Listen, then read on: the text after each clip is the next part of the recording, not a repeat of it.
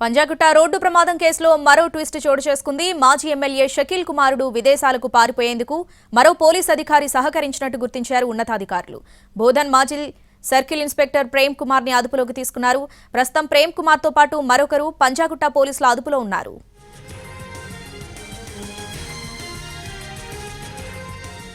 Panjagutta road ప్రమాదం కేసులో మరో ట్విస్ట్ చోటు చేసుకుంది. మాజీ ఎమ్మెల్యే షకీల్ కుమారుడు విదేశాలకు పారిపోయేందుకు మరో పోలీస్ అధికారి సహకరించినట్టు గుర్తించారు ఉన్నతాధికారులు.